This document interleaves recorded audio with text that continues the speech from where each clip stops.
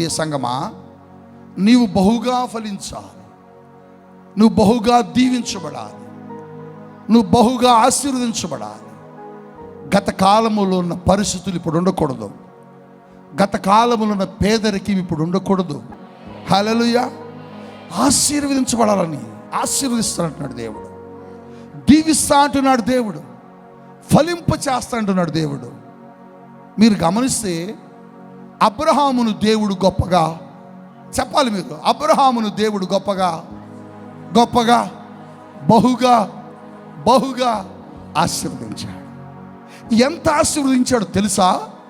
ఒక బొమ్మలు అమ్ముకునే వ్యక్తి, కేవలం రోడ్డు ప్రక్కన ఒక బొమ్మలు అమ్ముకునే మనుష్యుడు, ప్రపంచ దేశంలోనే, ఆయన ఉన్న దేశంలోనే అతి గొప్పవాడిగా ఆశీర్వదించబడ్డాడు.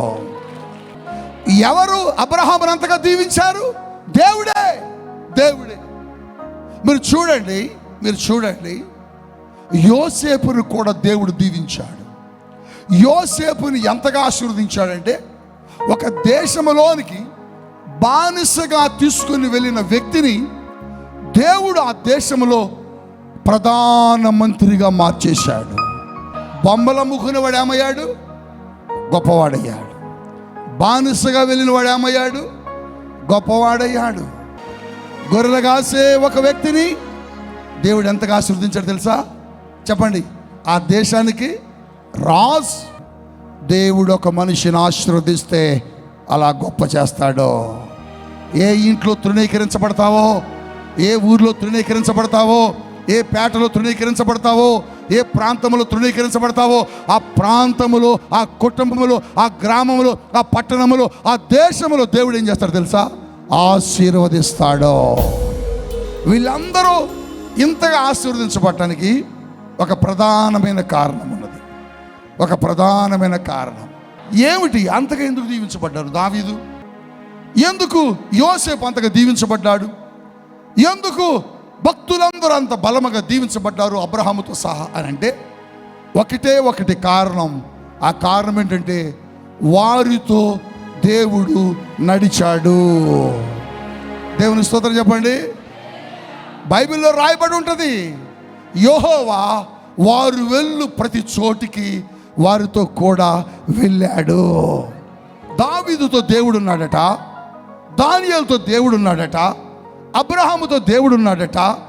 అలాగనే భక్తులందరితో దేవుడు నడవబట్టి, వారు వెళ్ళు ప్రతి స్థలములోనికి దేవుడు వెళ్ళబట్టి వారి జీవితాలు అంతగా ఆశీర్వదించబడ్డాయి. హల్లెలూయా. అంటే మనం కూడా ఆశీర్వదించబడాలంటే ఆ దేవుడు, నాకెళ్ళి చూస్తున్నారా, మనము కూడా దీవించబడాలంటే ఆ దేవుడే మనతో కూడా ఉండాలి. ప్రియమైన దేవుని సంగమా, పరిశుద్ధాత్మ దేవుడు చెబుతున్నాడు, వారితో దేవుడు ఉన్నాడు. అందుకని వారు అంతగా ఫలించారు. ఒక బొమ్మలు అమ్ముకునే మనిషి కోటీశ్వరుడయ్యాడు. ఒక గొర్రెలు కాసుకునే మనిషి గొప్ప రాజు అయ్యాడు. ఒక బానిసగా గోతిలోంచి తీసుకొచ్చిన మనుషుడు దేశానికి ప్రధాని అయ్యాడు. అయితే దేవుడు నీ జీవితంలో కూడా చేయగలుగుతున్నాడు. వారితో ఎందుకు దేవుని కార్యాలు, అన్ని అద్భుతాలు జరిగినాయి అంటే దేవుడు వారితో నడిచాడు. నీవు నేను మన జీవితాల్లో కూడా ఫలించాలంటే, బహుగా విస్తరించాలంటే దేవుడు చెబుతున్నాడు, నాతో మీరు అంటు కట్టబడి చివరి వరకు మీ జీవితాలు ఉంచుకోగలగాల. పాడైపోయిన నీ జీవితాన్ని, చెదిరిపోయిన నీ జీవితాన్ని, దేవునితో తెగిపోయిన నీ సహవాసాన్ని, దేవుని దగ్గర నుంచి తెంచుకొని వెళ్ళిపోయి లోకంలోకి వెళ్ళిపోయిన నీ సహవాసాన్ని తిరిగి నువ్వు కట్టుకుంటావా? కట్టుకోగలిగితే దేవుడు అంటున్నాడు, నిన్ను బహుగా నేను దీవిస్తా.